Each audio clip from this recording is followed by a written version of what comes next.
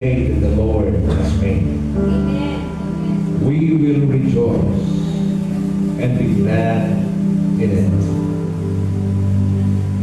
There is a verse in the Bible that says, "It is good for me to be afflicted, because affliction leads us closer to God." Affliction reminded us not to rely on ourselves, but to rely on Him. Amen. Today, let us give our burdens to Him. 1 Peter 5:7 it says, "Cast all your cares upon Him, for He cares for you." Ipagkatiwala ninyo sa Kanya ang lahat ng inyong pasanin at kabigatan, sapagkat Siya ay nagmamahal sa iyo. Amen.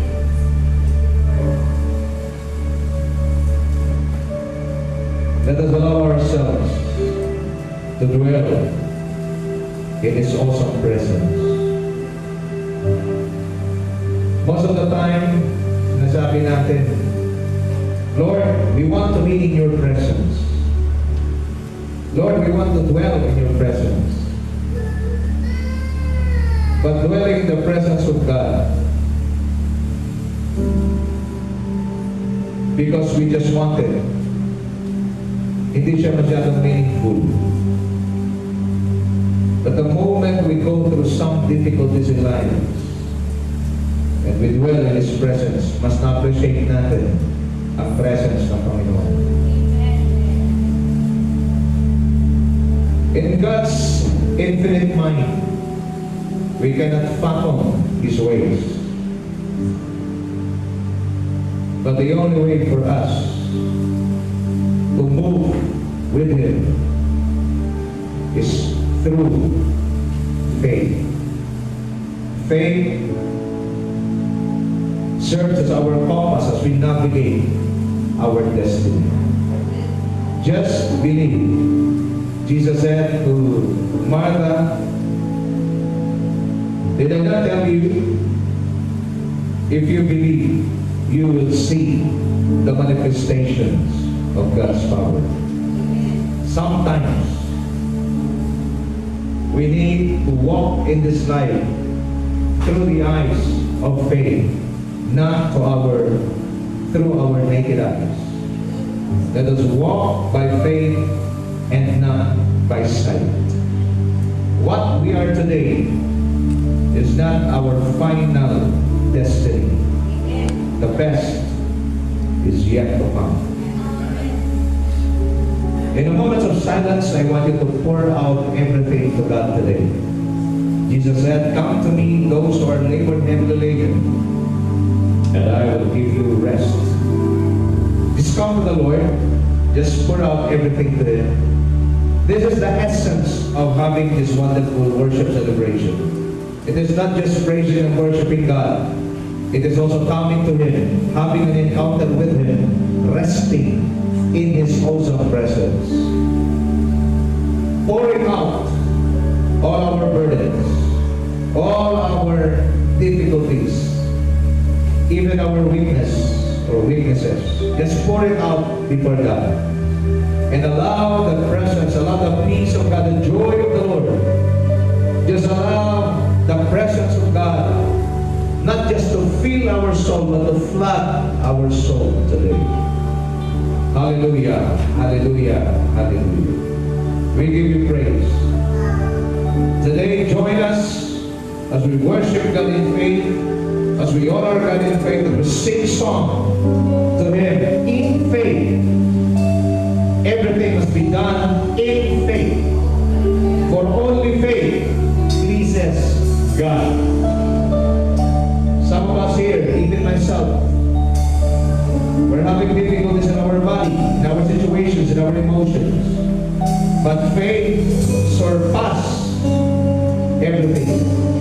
Let faith arise today. Hallelujah.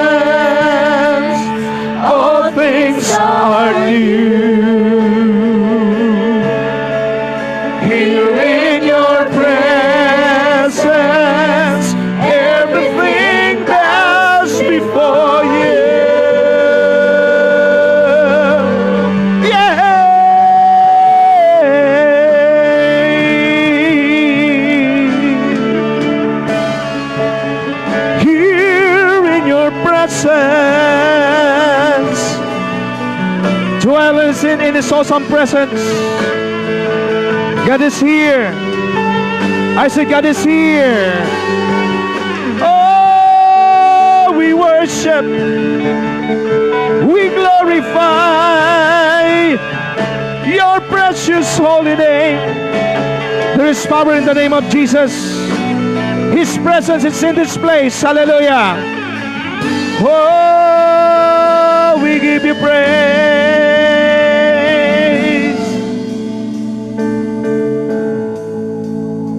Here in your presence, in His presence there is fullness of joy. There is rest. There is blessing. Hallelujah. Oh, we give you praise. Let us declare this together to Him. Hallelujah. Oh, wonderful, beautiful, glorious, matchless in every way, wonderful, beautiful, glorious, matchless in every way, wonderful. You are beautiful, glorious, matchless in every way. You are beautiful. You are beautiful, glorious, matchless in every way, wonderful. Declare it, church. Glorious, matchless in every way, wonderful. You are beautiful. You are glorious, matchless in every way, wonderful. You are beautiful, Lord, glorious, matchless in every way, wonderful, beautiful. You are glorious, matchless in every way. Here in your presence, we are undone. Here in your presence, heaven and earth become one. Here in your presence, all things are new. Here in your presence, everything bows before you. Declare it. Here in your presence, we are undone. Here in your presence, heaven and earth become one. Here in your presence, all things are new.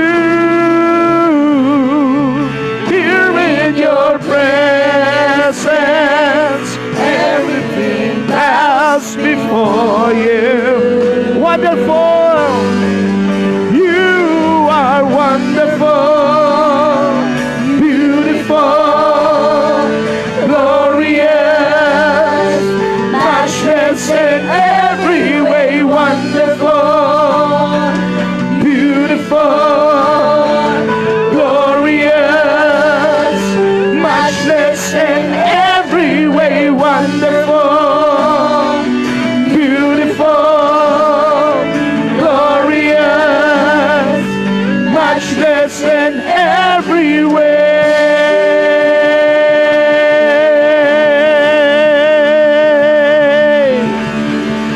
Our God is alive. Our God is powerful. Our God is with us today. Do you believe in that? Hallelujah.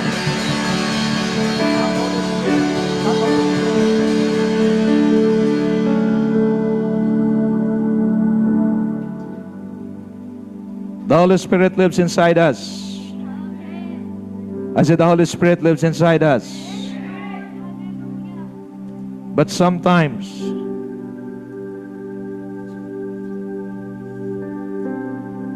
we neglect to recognize Him. And today, let us just welcome His presence in our midst.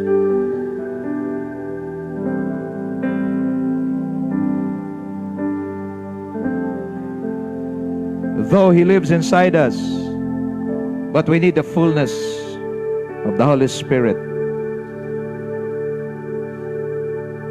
Come, Holy Spirit, fall on me now. I need your anointing. Come in your power. I love you, Holy Spirit. You're captivating my soul. And every day I grow to love you more. Let us be our prayer to Him. Oh, come, Holy Spirit, fall on me now. I need your anointing. Come in your power. I love you, Holy Spirit. I love you, Holy Spirit. You're captivating my soul. And every day I grow to love you more. I'm reaching for your heart. I'm reaching for your heart. You hold my life in your hands, drawing me closer to you. I feel your power renew. Nothing compares to this place where I can see you face to face. I worship you in spirit and in truth. Let us be our prayer today to Him. Oh, come, Holy Spirit, fall on me now. Fill us, Lord, today. I need your anointing. Come in your power. I love you, Holy Spirit. You're captivating my soul. And every day I grow To love you more. to love you more. I'm reaching for your heart. You hold my life in your hands, drawing me closer to you. I feel your power renew. Nothing compares to this place where I can see you face to face. Worship you. I worship you in spirit and in truth. I'm reaching for your heart. I'm reaching for your heart. You hold my life in your hands, drawing me closer to you. I feel your power renew. Nothing compares to this place where I can see you face to face. Worship you, I worship you in spirit and in truth. I worship you in spirit and in truth. We worship you. I worship you in spirit and in truth. We worship your name, Holy Spirit.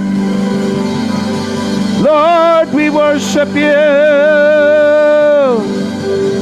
Hallelujah.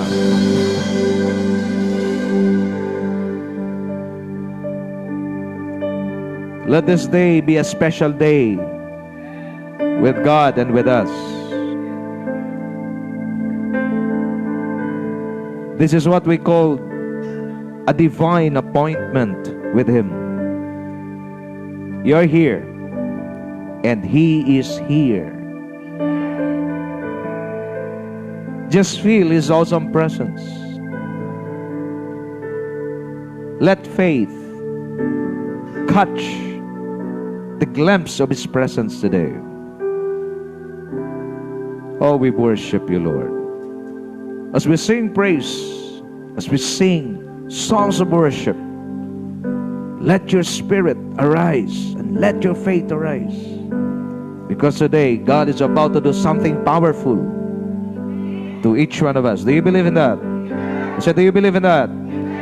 Release your faith, respond to the lyrics of the song, and just enjoy His presence today.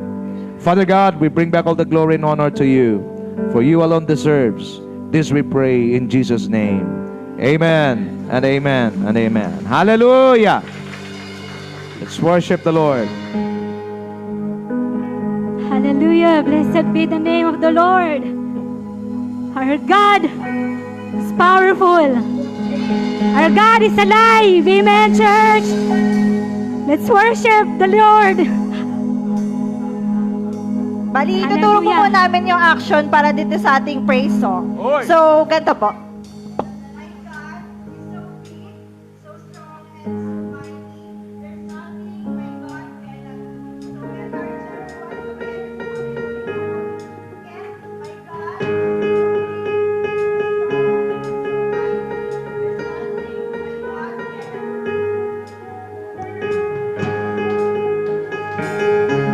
Gagalaw tayo Hallelujah. para sa ating Panginoon. Hallelujah. So big and So strong and so mighty, there's nothing my God cannot do. More. My God is so big and so strong and so mighty. There's nothing my God cannot do. My God is so big and so strong and so mighty. There's nothing. Minsan pa, my God is so big. My God is so big and so strong and so mighty. There's nothing my God cannot do. In the beginning, God made everything. God simply spoke and the world came to be. He sent a flood and made everything new. He parted the sea and His people were through.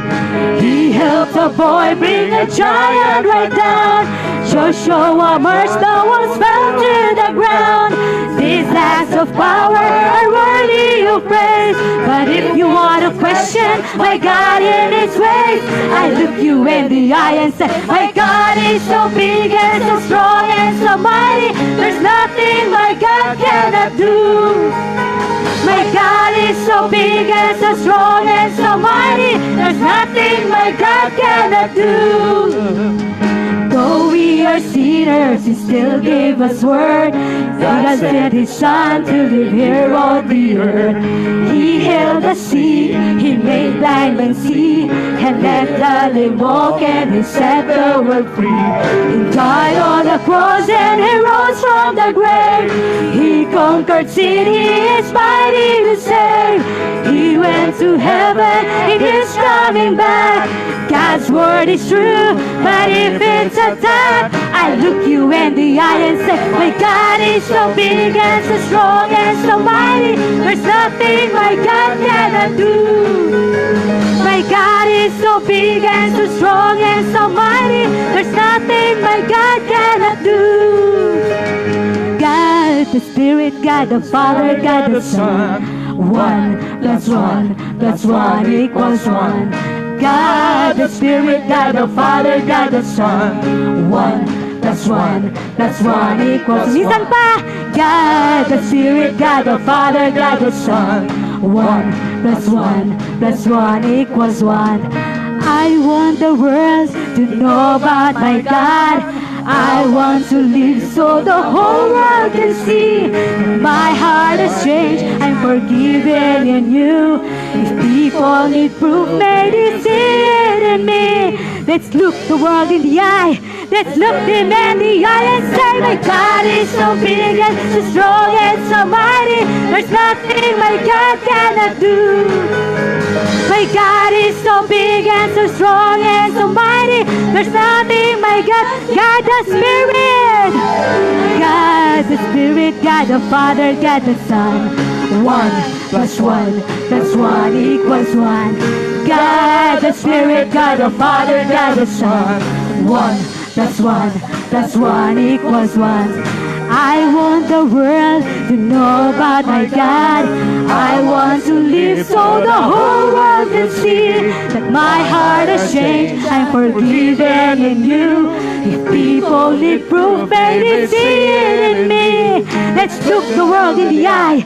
Let's look the world in the eye and say, my God is so big and so strong and so mighty. Yes, Lord. Nothing my God Declare, my God is so big.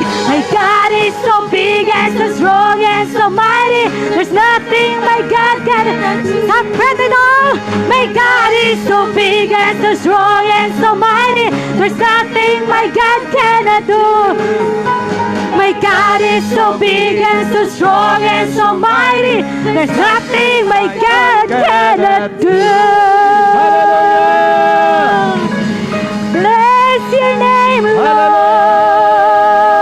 Our God is powerful. Our God is wonderful. We praise you, Lord. Hallelujah, hallelujah. Thank you, Lord. Thank you, Lord. Napakasarap magpuri sa Diyos na alam natin ay buhay na buhay. Kumikilos at makapangyarihan sa lahat. Hallelujah. There is no other name than the name of Jesus. The Lord and King Jesus. His powerful name. His beautiful name. When we say beautiful, lahat ng kagandahan ay nasa ating Diyos. Ang ngalan niya ay makapangyarihan. As we speak life. As we speak the name, there is healing. As we speak the name of Jesus, there is freedom. As we speak the name of Jesus, there is peace. As we speak the name of Jesus, there is power, there is strength, there is restoration, there is hope in the name of Jesus. Hallelujah, hallelujah.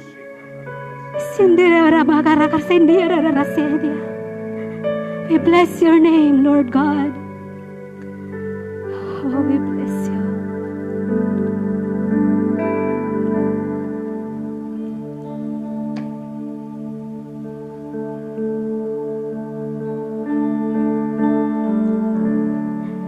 You were the Word at the beginning,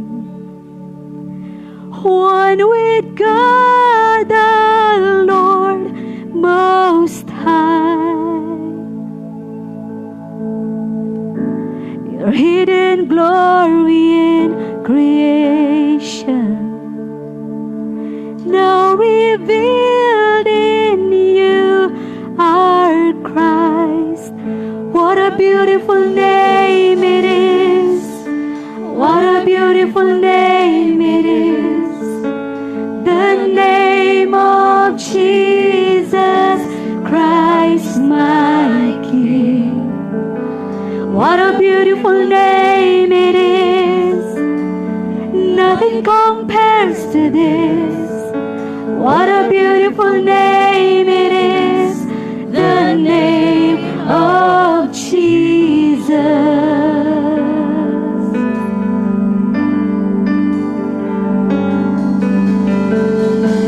You didn't want heaven without us, so Jesus, you brought heaven down.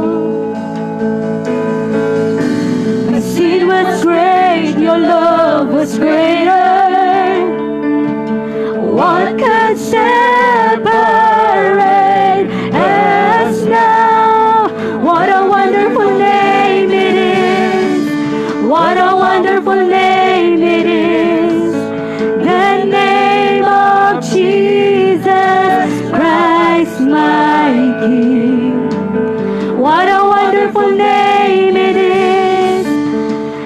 Nothing compares to this.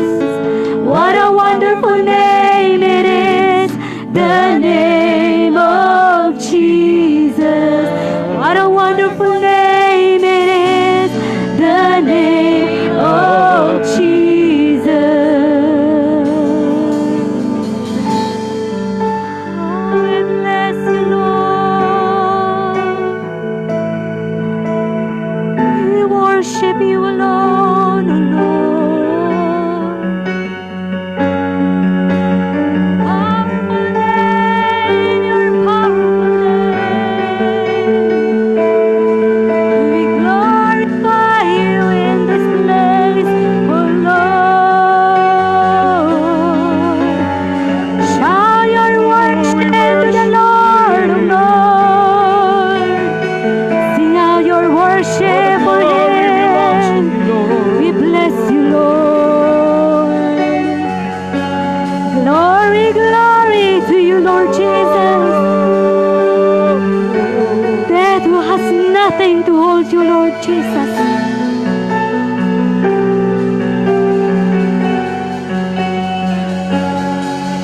Yes, Lord. We praise you, Lord Jesus. Jesus. Death could not hold you. Death could not hold you, Lord. The victor before you. You silenced the boast of sin and grave. The heavens are roaring the praise of your glory. For you are raised to life again. You have no rival, and you have no equal. Now and forever, God, you reign. Yours is the kingdom, yours is the glory, yours is the name above all names. What a powerful name it is. What a powerful name it is. The name of Jesus Christ, my King. What a powerful name it is. Nothing can stand against. What a powerful name it is. The name of Jesus. You have no rival, Lord. You have no rival. And you have no equal. Now and forever. You reign, O Lord. Yours is the kingdom. Yours is the Yes, Lord. It belongs the glory. Yours is the name. Yours is the name Yes, Lord. You have no rival. You have no rival. You have no equal. Now and forever, God, you reign. Yours is the kingdom. Yours is the glory. Yours is the name above all names. What a powerful name it is. Lift up your hands to the King of Kings. Lift up your hands to the one and only living God in this place. We worship you, Lord. What a powerful name it is. Nothing can stand against. What a powerful name it is. The name of Jesus. What a powerful name it is. The name of Jesus. Declare, Lord, the name of Jesus. Let us give glory to that powerful name. Hallelujah. There is healing in the name of Jesus. There is peace. There is joy. There is victory. Provisions are overflowing. In the name of Jesus. Oh, clap your hands, all you people. Shout to the Lord with a voice of triumph. The death is already defeated. All the works of the enemies were destroyed in the name of Jesus Christ. Hallelujah, hallelujah, hallelujah. One more. Push in the Spirit. Push in the Spirit. Enter into the supernatural realm. Kayarara kabase kayariande. Koyoro koboso koyoro hondo. Kayaraya kabasa kayaya. We give you praise, Lord God. We give you praise. Oh, we give you praise. Stay. Just stay in His awesome presence. Just forget everything pertaining to this world. I have my devotion last night in John chapter 1 verses 1 to 4. In the beginning was the Word, and the Word was with God, and the Word was God. He was with God in the beginning. And all things were made through Him.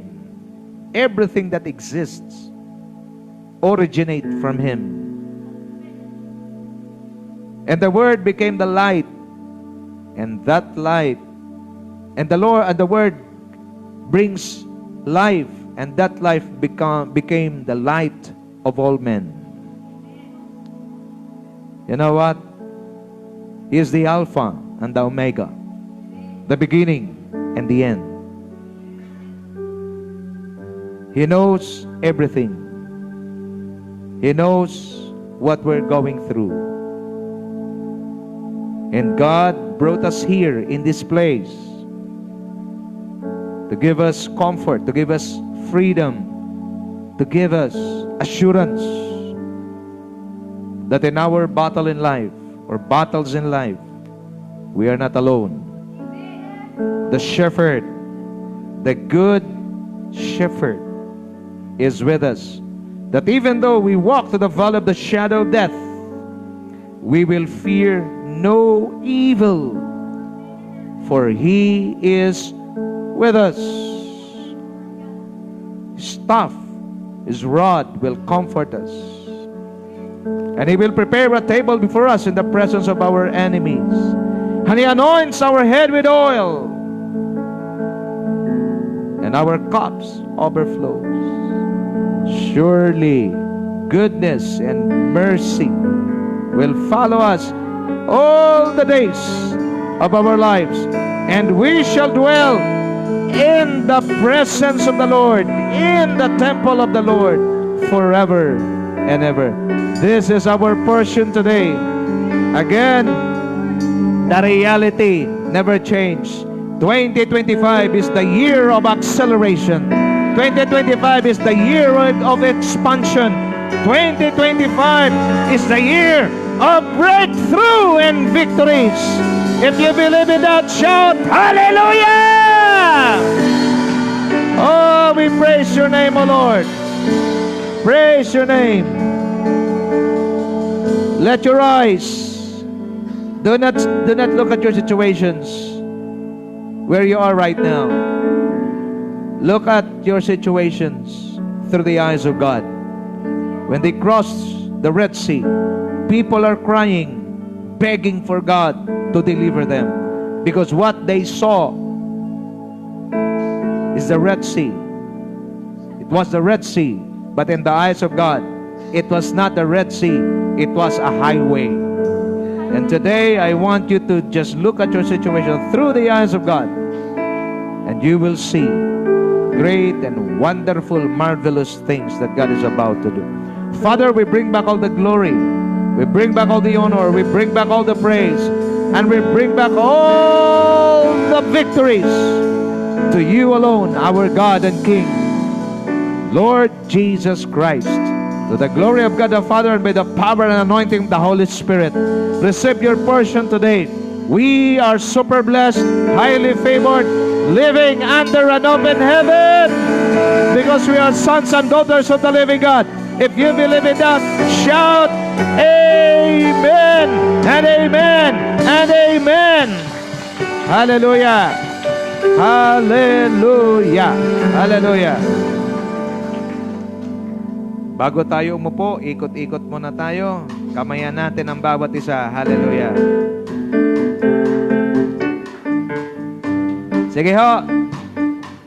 Just shake the hand of your brothers, your sisters, and release blessings in Jesus' name.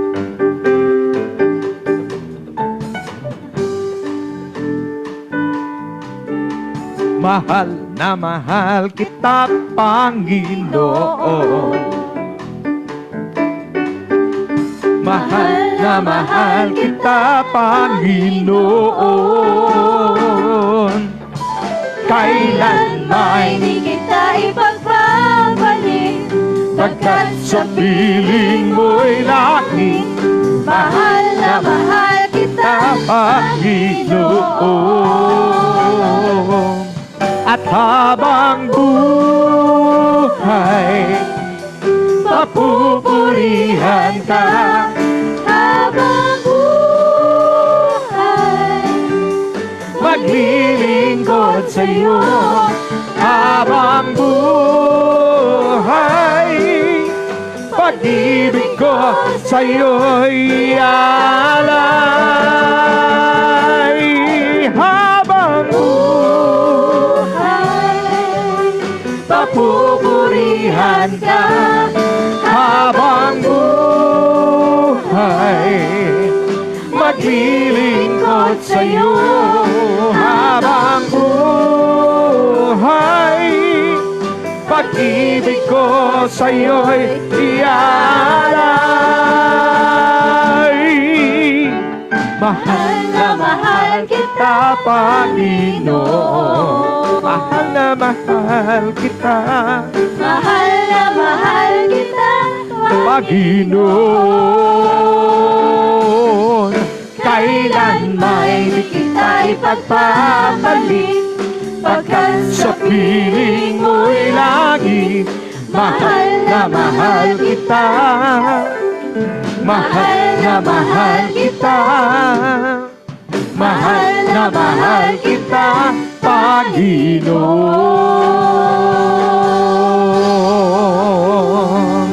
Hallelujah. You may be seated in the presence of the Lord.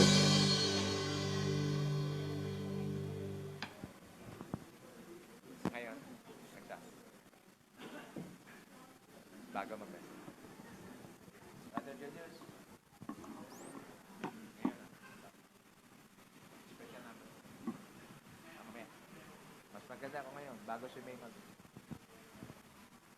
mag-a-adlib lang. Okay, so everybody, we have two special numbers today. Maganda talaga hinamon ni Brother Niloy. Okay? So please settle yourself. Just listen.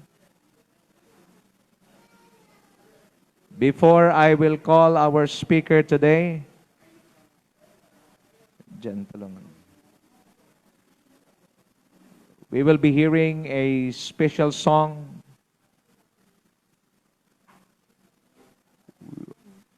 We have lots of ways how to give honor and glory to God. You can just sing, but you can also dance. Okay, si Arlene siguro ang leader natin dyan, tsaka si Jocelyn. Okay, because in reality, everybody is not capable of singing. I have a friend that says to me, Pastor, I really love to sing, but the music, okay, doesn't like me. Okay, my voice goes to the north while the accompaniment goes to the south. So I asked her, what do you want to offer to God? Pastor, can I dance? Pwede. Pastor, can I make a poem? Okay, pwede rin tumula. Okay? Yes. Siguro, kami po ay nagka-choir dati. Elvis, Privi, do you have a choir in your church? Yeah, you have a choir? Okay. Mapapasubo ang aking, nito, voicing. Brother Elmer, maganda siguro, ano? Mag-choir tayo. Siguro, purely men muna. Men, tsaka women. And then, siguro, magbuo tayo. I'll try na makabuo tayo ng choir. Tapos, si Nanay Te, sama natin. Ganda ito. May blending yan. Mayroong 4 kinds of voices. We have sa girls, soprano. Other as isa, alto. Mayroong pangatlo, bago, altonado. Okay, joke lang yan. Okay, sa mga lalaki naman, may tenor. Okay, at saka bass. Okay, yung iba, pag hindi nakuha yung tenor, medyo nagiging tumor. Okay, so, without further ado, let us welcome our brother in the Lord, Brother Julius Ponhe.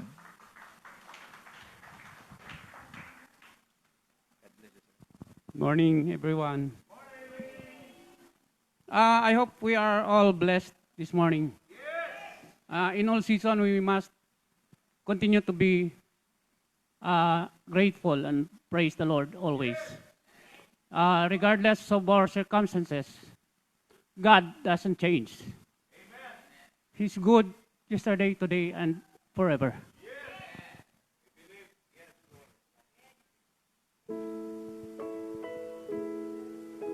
Thank you, Jesus.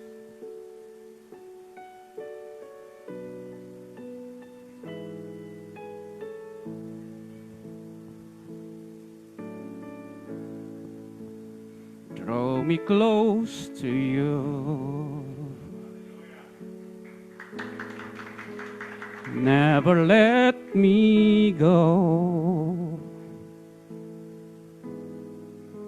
I lay it all down again. Yes, Lord. To hear you say that I'm your friend. You are my desire, oh Lord.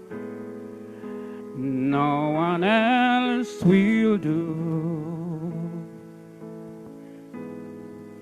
'Cause nothing else can take your place.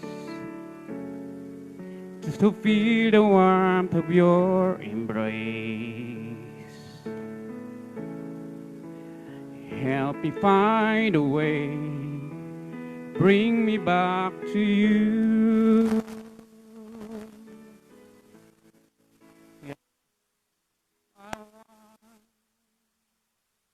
Yes, Lord, you're all I've ever needed.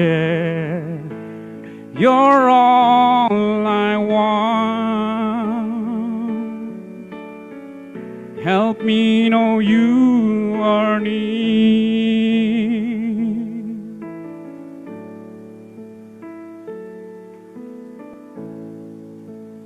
Draw me close to you.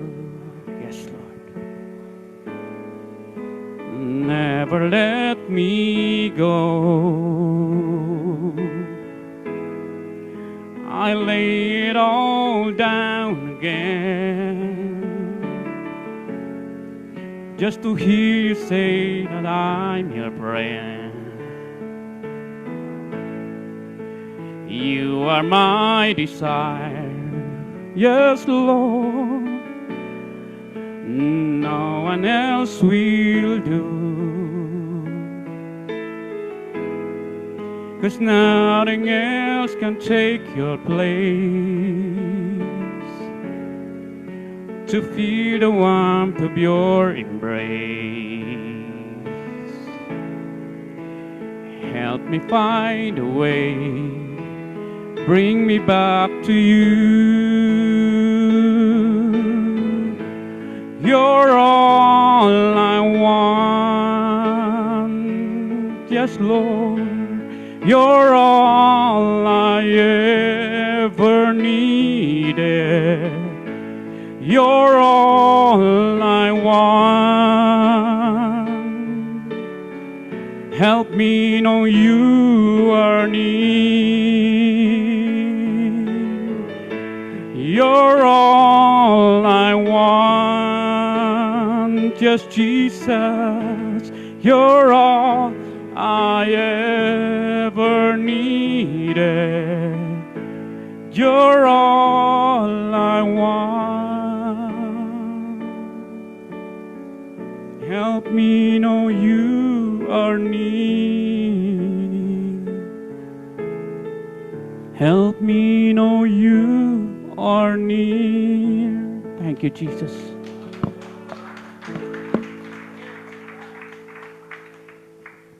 Maraming salamat, Brother Julius. Purihin ng Panginoon. Ano? Ganda ng kanta. Draw me close to you. Okay, so in our church, we are training the next generations to be prepared, equipping them to be prepared in, as early as now. We're training the next generation because I believe God is a generational God. And I want to train the next generation, preparing them, okay, for the works of God. So without further ado, let me call our speaker today, okay, Sister May Closa Rama. Luis pala.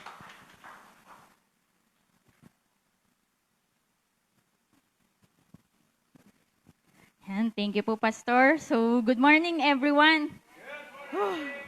So, it's a privilege again na tumayo sa harap nyo para mag-share ng salita ni Lord. So, actually kanina, parang bakit ganun, hindi siya yung usual na ginagawa ko every time na-attend ako dito sa church. Parang feeling ko, mas matagal. Parang ang tagal ng worship, ang tagal mag-ano. So, without further ado, siguro, i-share ko yung topic na to na kung bakit ito yung napili ko. Sabi kasi ni Pastor, mas madaling ituro yung bagay na ginagawa mo. Mas madali mong i-share yung mga experience, mas madali mong i-share yung mga word na alam mo nilalakaran mo. So yung isa sa napili ko, at I know na ito yung binigay sa akin ni God, is yung living with purpose, choosing God's will over comfort. Tapos ito yung story ni David and Goliath. Paano niya nga ba na-overcome yung comfort niya, yung convenient life niya para supilin si Goliath. So, siguro, let's start muna sa prayer. Let's bow our head and feel the presence of the Lord. So, dear God, thank you for bringing us here today. We are excited to hear your presence, Lord. We are excited to hear your voice, Lord. Please open our hearts and minds to hear your word, Lord Jesus. We welcome you, Holy Spirit. Spirit, come and move in us. Fill this place, Lord, with your love. Fill this place, Lord, with your peace and joy. We give this time to you alone, Jesus. We glorify you in everything we do. In Jesus' name we pray. Amen. So medyo kinakabahan po ako. Kumbaga sa topic po, medyo yung comfort ko, nag-uplift siya. So before we start po, siguro may iiwan muna akong sa inyo. Tanong. So the typical po na discussion natin, ito po yung question na lalakaran natin today. So, have you ever had to decide between doing what's easy and doing what's right? Di ba po? Or naranasan na po ba natin mas piliin yung madali kesa sa tama? Minsan po sa comfort natin, mas pinipili natin kung ano yung shortcut kesa dun sa long cut. Yung long cut na alam po natin mas safe tayo. Minsan mas pinipili po natin na manahimik na lang, imbis na magsalita tayo na alam natin makakapagprotekta dun sa mga tao na mahal natin. Minsan mas pinipili natin yung plano natin kesa sa plano ni Lord sa atin. Bakit nga ba minsan mas madaling gawin yung madali? Kesa mas gawin yung tama na minsan pinipilit natin na mahirap. So, lakaran po natin tong question na to. So, to summarize yung story ni David and Goliath. So, ang living chapter natin or Bible chapter natin is si 1 Samuel 17. So, the story of David and Goliath. So, a long time ago, there was this war between the Philistine and the Israelites. So, merong itong giant na lagi naghahamon sa Israelites. Pero yung mga Israelites, lagi nilang nakikita itong giant, si Goliath, as a giant man. So parang kunyari tayo, as a human being, di ba? Parang pag nakita natin yung giant, parang mas natatakot tayo. So parang in this way, yung image ni Goliath dito is a warrior, a giant, malaking tao, matapang, malakas. So yung mga Israelites natatakot. So, doon sa verse 12:27, ito yung dumating si David doon sa war. Bakit nga ba siya pumunta doon? Di ba inutusan siya ni Jesse na yung tatay niya na magdala ng pagkain sa mga kapatid niya doon sa digmaan. Siguro it's a way of Jesse to help the warriors or to help those mga sundalo na kung paano siya makaka-help in a way na hindi niya kailangan makipaglaban. Siguro in the terms of pagkain, yun yung ginawa niya. So inutusan niya si David na magdala ng pagkain doon. And then, nung dumating si David doon sa war, narinig niya si Goliath na nagyayabang, o sino bang matapang dyan na kayang lumaban sa akin? Lumabas kayo dyan at ako'y iyong sipilin. Pero dahil nga takot yung mga Israelite, wala di bang lumapit sa kanya. Nung narinig to ni David, biglang naisip niya, sino ba tong uncircumcised man na to? Hindi ba siya nakikipaglaban sa Diyos natin? Wala bang Diyos sa war na to kung bakit walang naglalakas loob lumaban dito sa taong to? So, nung narinig to ni Eliab, so sa verse 28 to 37, nung narinig to ni Eliab, so yung kapatid niya, nayabangan siya kay David. Ano ba tong kapatid ko? Parang, bakit siya pumunta dito? Para lang ba magmayabang? Na parang sasabihin niya na, ako yung, anong uncircumcised man na to, ako yung lalaban dito. Bakit pumunta dito yung kapatid ko para lang ba magyabang? So, yun yung nangyari doon sa verse 28-37. Sa verse 38 to 40 naman, yun yung sinabi naman ni Saul na kung sino man yung makakapatay dito sa Goliath na to, sa giant na to, bibigay ko yung kaharian ko. At the same time, ipapaksal ko sa anak ko. So parang syempre, doon narinig ganong mga tao na parang si David is ganon ka-confident na kalabanin si Goliath. Dinala nila si David kay Saul. Tapos nung dinala nila si David kay Saul, sinabi ni David kay Saul na, ako po kaya ko pong patayin si Goliath. Katulad po ng pag-iingat ni Lord sa akin sa mga leon sa pag-aalaga ko ng tupa. Ganon po alam ko na pag-iingatan ako ni Lord once na supiling ko tong giant na to. So si Saul, sabi niya, sige, ikaw na. So ang ginawa niya is parang pinasuot niya yung mga helmet, yung mga armor kay David. Pero nung once na syempre, the trial, check ni David kung okay ba sa kanya, ganun, nasuot niya yung armor, yung helmet, hindi siya makagalaw, right? So ang sinabi niya kay Saul, Hari, hindi ko na po ito kailangan. Ang kailangan ko lang po is itong tirador ko at ang 5 bato. 5 makikinis na bato. Hindi ko na po yung kailangan mga armor mo. I can do it my own. Yes. Tapos after po nun, nung isinabak na si David dun sa war, hindi na siya nagpatumping-tumpik, kundi tinirador niya kagad si Goliath. Tama po. Tapos tinamaan si Goliath sa noo. And then, na out of balance agad si Goliath for that one stone. And then, nung bumagsak si Goliath, doon na natin nakita sa story na andun kagad yung victory ni David. Pagkatapos ma-out of balance ni Goliath, lumapit si David, pinugutan ng ulo, dinala yung ulo kay Saul, and then, the victory has come.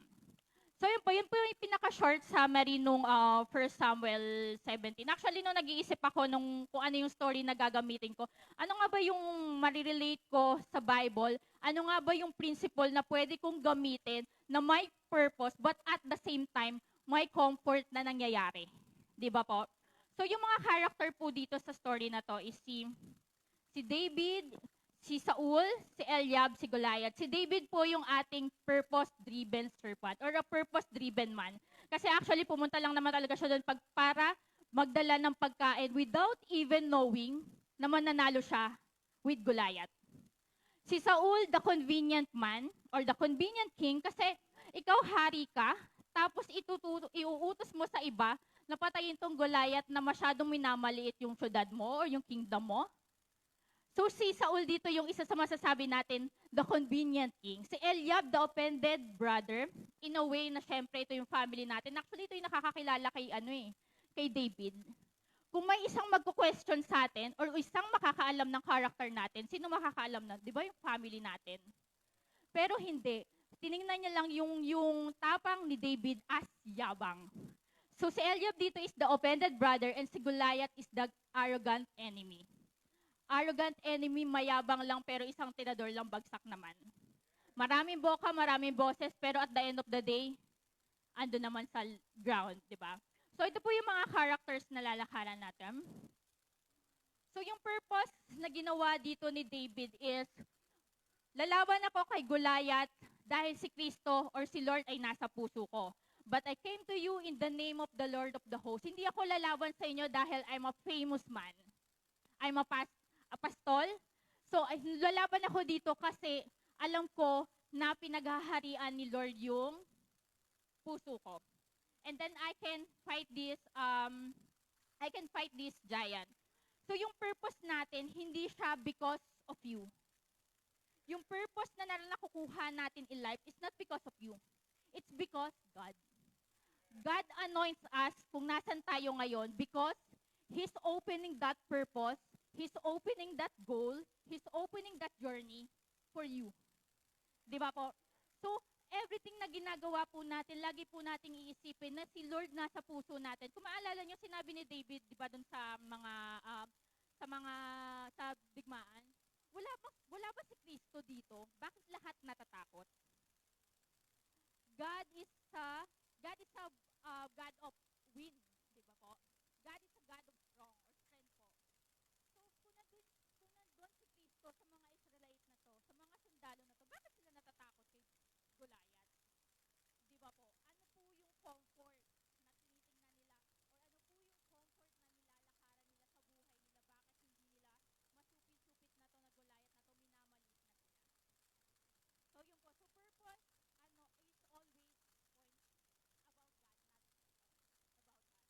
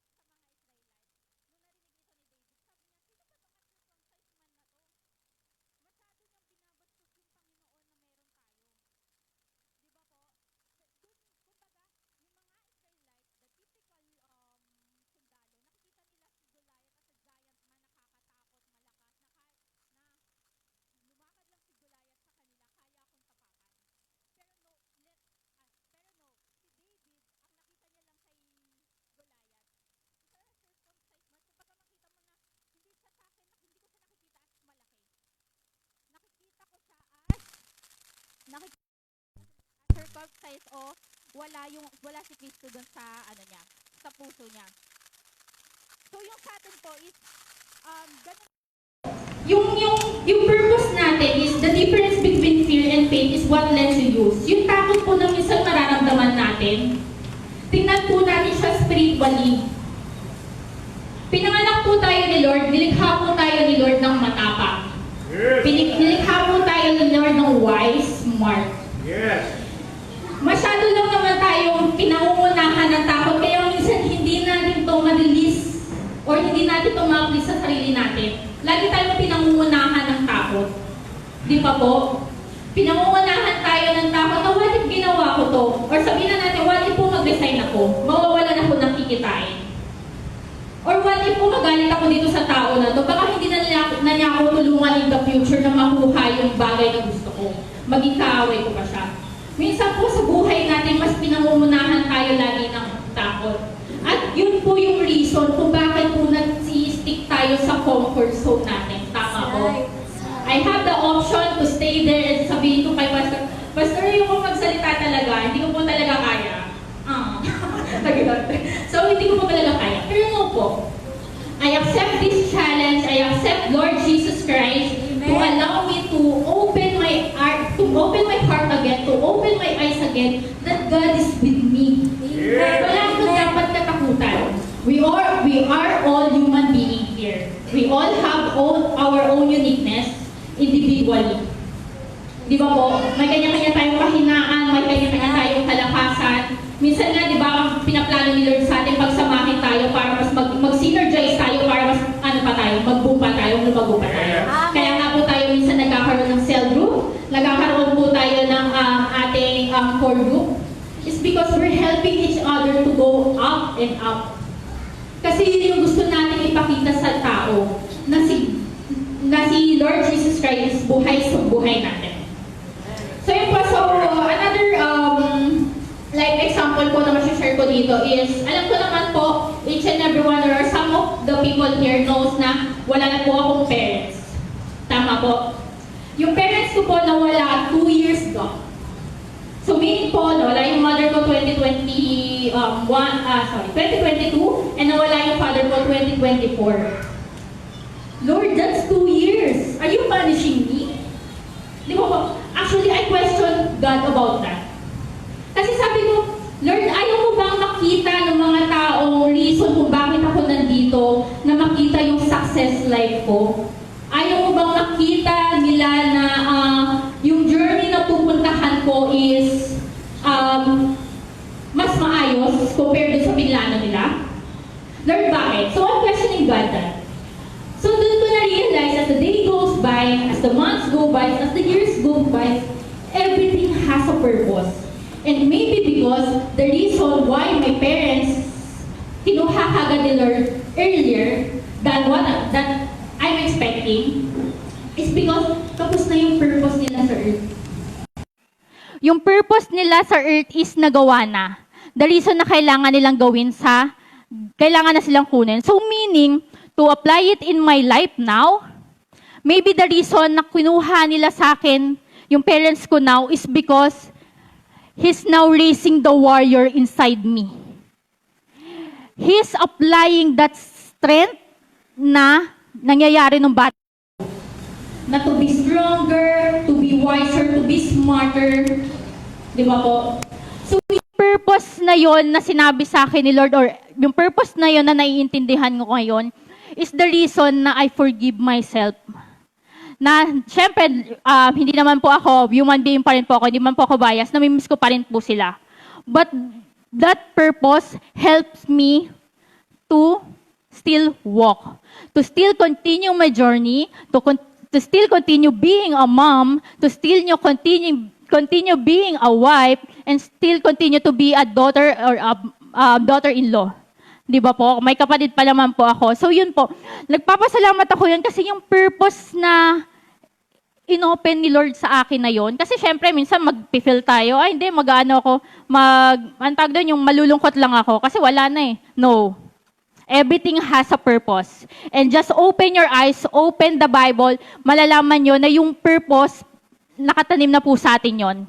It's up to us how we will go there and how we will get there. So sabi po sa number 3 po, so yung next way para mag-live po tayo sa purpose natin. Purpose requires focus, not approval. Di ba po? Kung makikita niyo po yung ginawa dito ni David, actually, yun nga po yung na-mention ko kanina. Na-curious lang naman siya eh. Sino ba tong Goliath na to? Sino ba tong nakikita nilang higante na to? Pero one person na nag-question sa kanya at sinabihan pa siya na nagyayabang siya is si Eliab. Di ba po? Sa dami ng taong nakakasalumuha natin everyday, actually I'm not being biased, but actually one of the people or one of the person na magwa-question sa atin lagi is yung taong malalapit sa atin. Magdi-discourage sa atin na hindi mo yan kaya. Hindi ka nga makapila dun sa hindi ka nga makapila dun sa Jollibee para umorder eh. Hindi mo yan kaya. Hindi ka nga makapunta dun na mag-isa, gusto mo ako pakakatok tapos ikaw magtatanong. 'Di ba? Minsan yung mga taong everyday na nakakasama natin o yung mga malalapit sa atin, sila yung mga nagko-question ng ability natin. So for David, yung for David example, 'di ba? Kumbaga si David, confident ako na itong dahil binabastos nito yung Panginoon ko, kaya kong supilin to. Kailangan maghari pa rin si Kristo. Pero hindi, nakita lang siya ni Eliab as yabang. So going back to my personal experience again. Before, nung bibili kami ng motor, the reason behind or the purpose kung bakit ko gusto mo bumili ng motor before is because nahirapan ako sa commute. And there this one instance na ang ginagawa ko lagi is, 'di ba, pag-uwian ng alas 6, pipila ako sa mga jeep, tapos minsan pa nga or yung maghihintay ng bus. Di ba, alam niyo po yung typical commuting na parang yung zombie daw po. Yung parang pag dumating na yung bus, lahat sila, yung sasakay. So, ganun po. Ako po, hindi ko po ginagawa yon. Ang ginagawa ko, naghihintay ako lagi ng bus or ng jeep na maluwag bago ako sumakay. So, meaning po, kung umuwi ako ng alas 6, uuwi po ako ng alas 9. Kasi mas hihintayin ko po nang papasok lang ako ng matiwasay, kaysa makipagsiksikan, tapos masakit pa sa braso. So, ganun po yung lagi kong ginagawa. And then, syempre, inopen ni Lord yung eyes ko na parang, syempre, di bumili ka kung gusto mo ng ganitong, mas maayos ka na makaka-uwi or transpo mo, bumili ka ng motor. So, bumili po kami ng motor. Bago po ako bumili, question po ako ng tanay ko. Ba't ka bibili ng motor, hindi ka marunong mag-drive?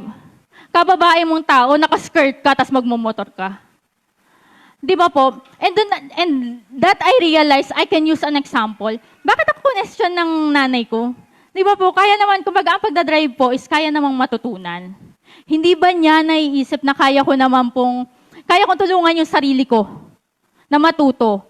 At kumbaga, in a way po is, this person na iniisip ko na isang makakakilala sa akin, question yung kakayahan ko. So going back po, may mga purpose tayo in life. Actually, may mga objective tayong ginugusto. Lagi tayo may pangarap eh. Ang lagi nating dinidiscourage sa sarili natin kasi sinasabi ng mga parents natin, hindi natin kaya yan. So sabihin na natin engineering po. Or architecture. Dad or mom, can I? Yeah. Pwede po ba ka mag-engineering or architecture? Di ba ang lagi ko questionin ng parents natin, hindi natin kaya yan? Ang mahal-mahal ng tuition. Di ba? At the same time, ang mahal-mahal ng gamit. Magano ka na lang yung mga basic na course dyan. So, syempre, ikaw, the discouraged man. Kumbaga si Saul, the convenient. Kasi sabi niya, oo nga, baka nga hindi ko kaya. O sige, hanap na lang ako ng ibang course na makakatapos ako. The typical setup of Filipino, the typical setup of our community, gusto natin makatapos lang without even checking what's the purpose, kung bakit ba gusto mo makatapos ng pag-aaral. Basta makatapos lang. So yun minsan yung mga discouraged in life na yun yung mga hindi natin dapat kinukuha. Paano natin mau-open yung purpose ni Lord na binigay sa atin if we are allowing the people around us to decide ano ba yung magiging tayo? Di ba po? So don't let the voice of familiarity drown out the voice of destiny. God plans us to prosper. Pinlano niya na hindi tayo masaktan. Pinlano niya na yumaman tayo, maging strong tayo. Pinlano niya everything in a best way. Tama po? Don't let that people around you to discourage you.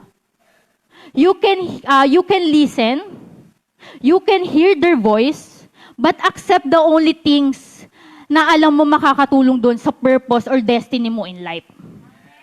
So I hope each and everyone po is na-blessed dun sa verse na to. So next po is, number 4, purpose walks in God's design, not man's armor. Di ba po? So don't wear someone else calling. So if you can see dun sa story kanina, pinilit ni Saul na ipasuot yung mga armor, yung mga sword, yung mga helmet kay David.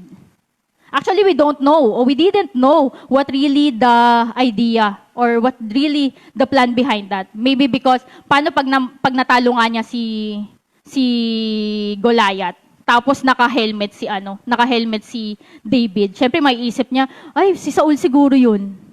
Di ba? We didn't even know. Pero the story behind this is, walk with uniqueness, or walk as who you are. Di ba po? So sa example ko, actually, the typical, siguro yung nilalakaran ko ngayon, I'm a mom. I'm a mom of Pateo. The people will keep asking me, wag niyo pong hayaan na mag-screen time si Mateo, or wag niyo pong hayaan na palakad-lakad po siya dyan, baka po mapahamak. So I remember one thing, paano ako pinalaki ng mother ko. Pag pumupunta po kami sa mga fast food, hindi po siya umu-order. Ang lagi niyo pong inuutusan ako. At one thing na lagi niyang sinasabi sa akin, kapag hindi ka umorder, huwag ka kumain ng chicken. Nung una naisip ko, bakit? Mamaya pupunta ako doon sa harap tapos biglang mablangko ako anong o-ordering ko. Pero hindi. Yun lagi yung nangyayari. Kung gusto ko ng ice cream, pila ako dyan sa DQ. Gusto ko gusto ko magka-internet, nawalan kami ng internet, ako yung tatawag lagi. Now, naisip ko, or na-realize ko, tama yung ginawa ng mother ko. Kasi, she's raising me to be independent. She's raising me na hindi ako umasa sa ibang tao. The reason behind na hindi na ako ganon ka-hurt, or hindi na ako ganon laging nagmumukmok na nawala yung parents ko, is because I know in myself, nung bata ako, ni-ready niya ako dito. Lagi naman po pinauulit-ulit sa atin yun, no, di ba? Dumating po tayo dito ng wala, aalis rin po tayo ng wala. So meaning po lahat po tayo aalis. I know my parents know na mawawala sila sa mundo. Hindi natin alam kung kailan, hindi natin alam kung ano yung timeline na binigay sa atin ni Lord. Pero once na nagawa mo na yung purpose mo in life, you're done. So going back po doon, nag-raise po yung parents ko ng independent woman. So now I'm connecting it to my life now as a mom. As a mom, I'm raising a warrior, not a child. I'm helping Mateo to be independent. I know he's just 3 years old, but I'm raising a warrior. Kasi yun yung ginawa sa atin ni Lord. Di ba po? Ginawa niya tayo to be as independent, strong, maging matalino. Lahat ginawa niya sa atin eh. Masyado lang tayong minsan na pinanghihinaan ng loob. Kasi nga lagi tayong takot. It's normal to be afraid. It's normal. We are all human being here. It's normal. All we have to do is to raise that God sa puso natin. At nire-ready tayo lagi ni Lord doon. Minsan nga naisip ko, sabi ko pa kay Josh kahapon, bakit kaya lagi sa atin pinababasa yung Bible? Di ba po? Actually, parang the basic book po na parang nandun lahat daw. So, meaning po, parang sabi ko ng question ko, now, gusto kong mas malaman pa yung Bible kasi ano yung mga principle na ginawa nila sa Bible. So, same thing rin dito, di ba? Yung comfort natin over that purpose, na-relate niya sa story ni David and Goliath. Si David naman po pwede lang humiga eh. Si David naman po, pwede lang i-continue yung trabaho niya magpastol. Pero bakit siya pinapunta doon sa digmaan? Kasi yung purpose na binigay sa kanya ni Lord pala is maging hari. Di ba po? So same thing din po sa atin. Mag-ano po tayo, yung parang iwasan po natin tong takot na to and make sure po natin na namumuhay sa atin si Lord. Di ba po? So sabi dito sa Numbers, God anoints to rule you, not version others want. Hindi po tayo ginawa ni Lord para ako maging si Joshua. Hindi po ginawa si Josh para maging si John. Hindi po ginawa si John para maging si Crescel. Ginawa po si John as John, ginawa po ako as Luis, ginawa po si Josh as Josh. At ikaw po, ginawa ka ni Lord ng ikaw. You need to trust yourself. Don't let the fear namamahay dyan sa puso mo. So, fifth way to know our purpose is purpose takes action, not comfort. Di ba po? So, David ran toward his challenge. So, from the story kanina, pwede namang hintayin ni David na kumbaga, so nasa digmaan na si David and Goliath kasi nga sinubo na siya ni Saul doon. Pwede naman gawin ni David, ma-pride ako, dapat ikaw yung unang sumuntok sa akin. Hindi niya ginawa yun. Ang ginawa niya kagad, ginawa niyang opportunity na tiradurin agad si Goliath. And the reason na na-out of balance si Goliath. Di ba po? Huwag nating hintayin yung purpose na dumating sa atin. Hanapin po natin yun. Kasi actually, kung babasahin natin yung Bible all throughout, yung purpose binigay na sa atin ni Lord. Ia-apply na lang natin yung paano natin yun puntahan. Di ba? So, yung nung naalala ko, nung unang nagturo ako dito, isang life testimony ko sa inyo, yung sabi ko, I'm a contractor na nire-renew lang yearly. Pero, nagkaroon ako ng question na parang, lagi na lang ba ako magre-renew kumbaga, ako po is nag-work as staff and then renewal every year. May option naman ako to wait lang na maging regular ako. Okay lang ako doon, sige, contractor na lang ako. Bahala kayo kung i-renew nyo ako or not.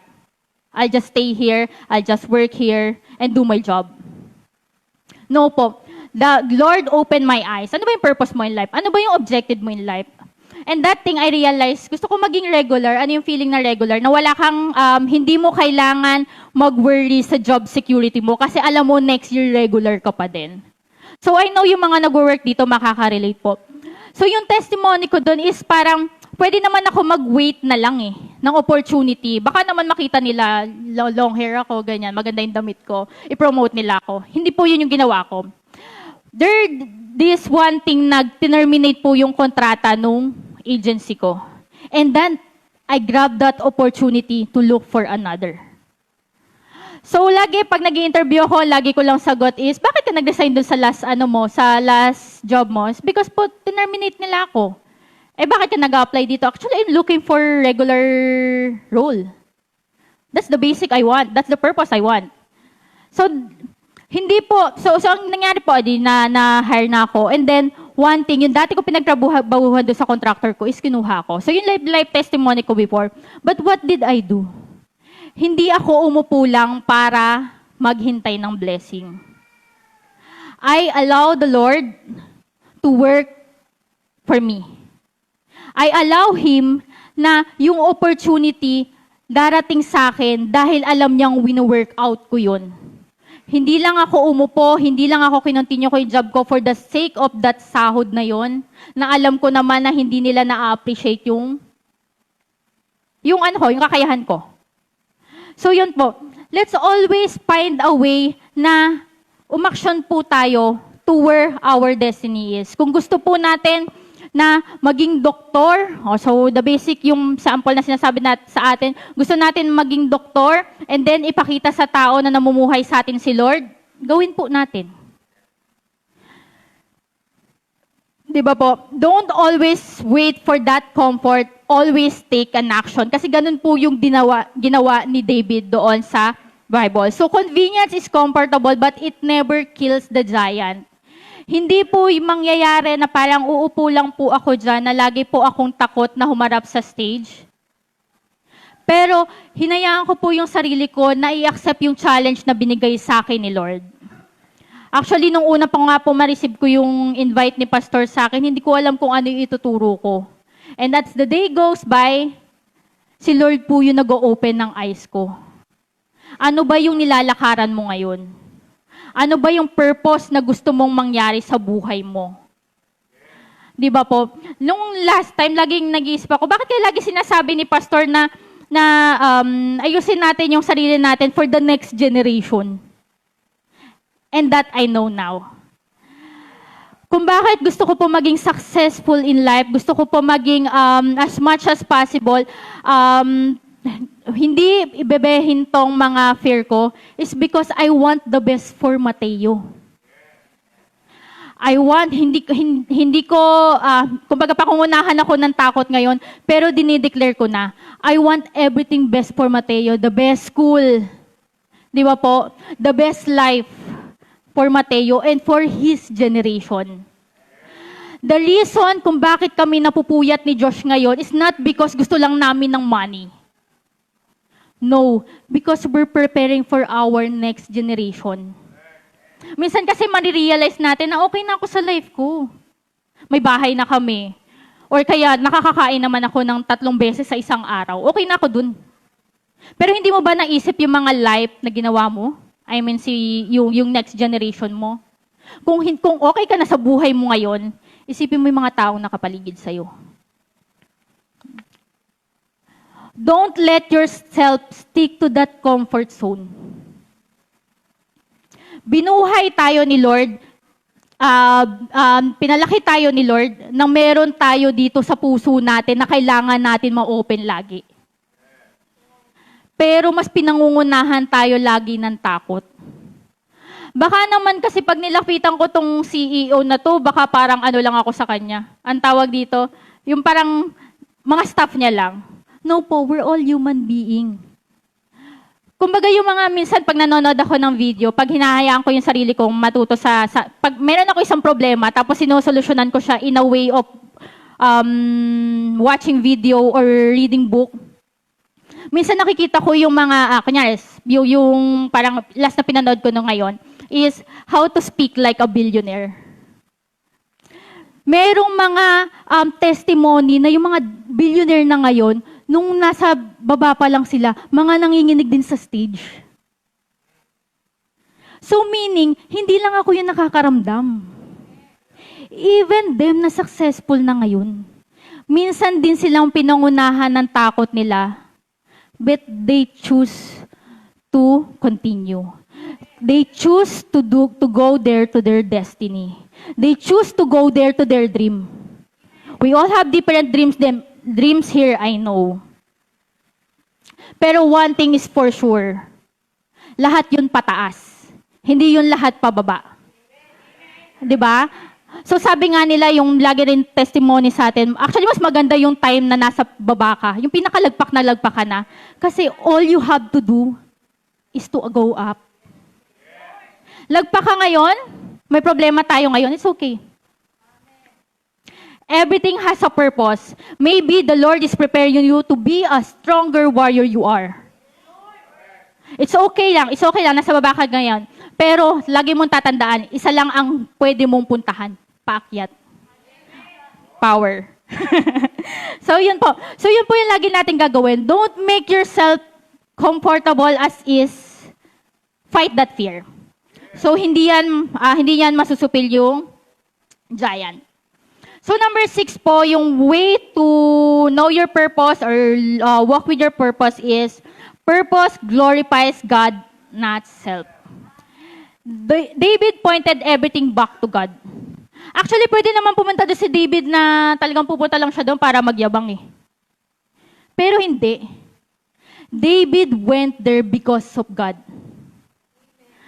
Kung mapapansin niyo po yung story, lagi niyang sinasabi doon, katulad ng pag-iingat sa akin ni Lord sa pagpatay sa mga leon, ganun rin yung pag-iingat na gagawin niya sa akin sa pagpatay dito sa uncircumcised man na to. Always allow yourself to know that God is the reason behind that. Hindi ka pupunta dito para ipakita yung bago mong reband na hair. You're not coming here just because maganda yung damit mo. The reason kung bakit tayo pumunta dito sa Sunday worship na to is because we want to hear the Word of God. We want to raise this God na nasa puso natin. Kasi syempre, di ba lagi nga sinasabi sa atin ni Pastor, 6 na araw na ngayon sa inyo, yung Sunday, i-skip nyo pa. Di ba po? Lahat tayo kung bakit tayo nandito is we are all seeking God. For this 2.5 hour, we're seeking God. So, always choose your heart with God. Kasi yung purpose, malalaman natin once na alam natin na si Lord talaga yung sinisik natin. Di ba po? Purpose doesn't make your name great. It reveals His greatness. Di ba po? So I have the option here na parang sabi ko, ay, sige, in-invite po ako ni Pastor to speak in front of you. Gandaan ko nga yung damit ko. No. I'm here kasi alam ko, ginamit ako ni Lord para marinig niyo yung message na to. Hindi lang po yung message na masabi ko na ako lang yung matatamaan. Alam ko, pinapunta kayo ni Lord dito kasi you need this one. You need a message like this. Di ba po? So the more we know how to live with purpose, the more we know na God is here, our journey will continue. Yung destiny na niredy sa atin ni Lord, madali natin makukuha yun. Matagal, walang instant, naniniwala ko lahat ng bagay, hindi instant. Lahat may process. Di ba ang lagi lang naman sinasabi sa atin is, darating si Lord. And we will question, kailan? May pasok ako sa Monday. Di ba po? Or mag-aaral ako sa Tuesday. So, kailan para mapaghandaan ko? No. God allows us to trust Him. God allows us to wait for Him. God allows us to know Him even more. At naniniwala po ako na lahat ng mga question natin sa buhay, yung po yung laging tinuturo sa atin ni Pastor, magbasa po tayo ng Biblia. Kasi yung mga principle o yung mga nangyari na po noong nakaraan sa panahon ni Lord, nangyayari po yun ngayon. At paano po yung magiging reaction natin yon? Wala, sabi lang ng nanay ko, matulog lang ako. Bukas wala na yung sakit. No. The answer is always in the Bible. The principle is always in the Bible. The story that you can pick up kung ano yung magiging reaction mo. Di ba po? So to end this, dito, ito po yung steps living with purpose. Purpose is found in obedience, not opportunity. Purpose is spiritually, not conveniently. Purpose requires focus, not approval. Purpose walks in God's design, not man's armor or not anyone else. Purpose takes action, not comfort. And purpose glorifies God, not self. Always choose God's purpose even when convenience feels easier. His plans is always the best. Is the best. Kung corporate or ano po tayo ngayon, mga employed po tayo, do the best po sa trabaho natin. We're not doing it to be promoted, but we're doing it for the Lord.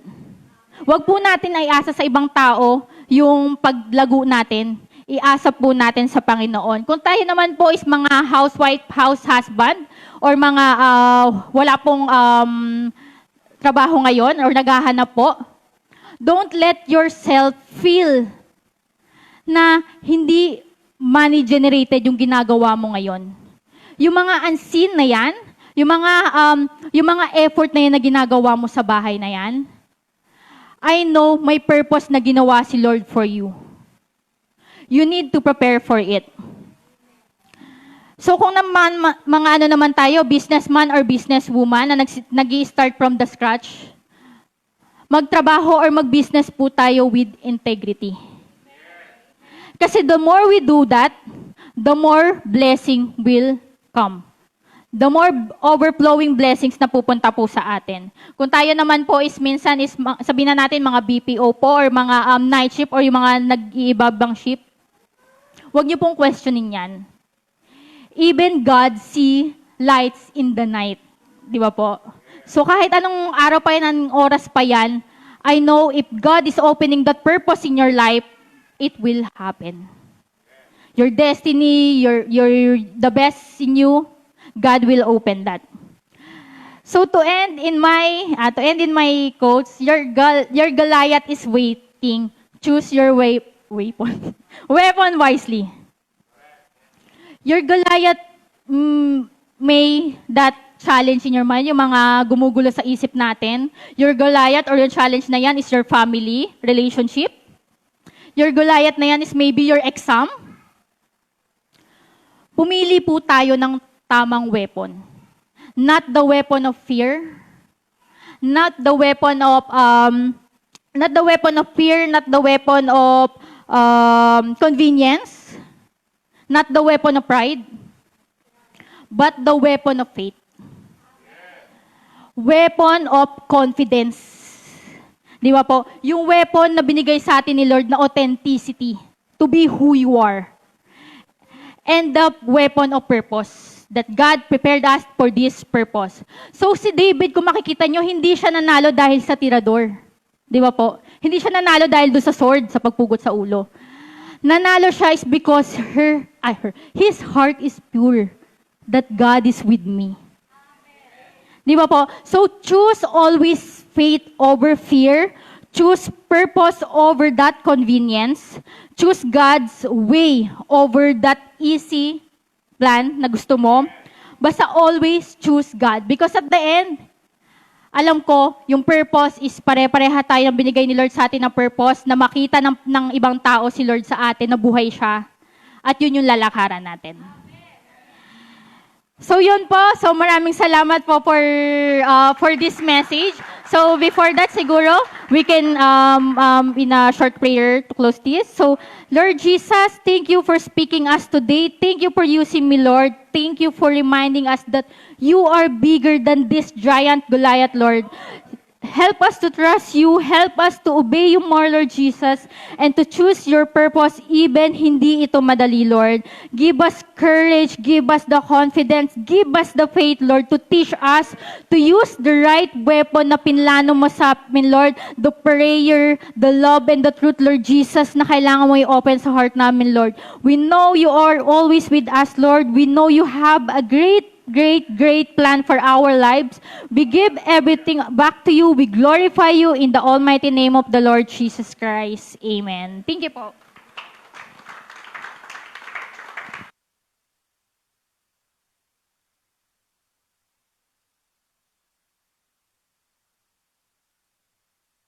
Sean.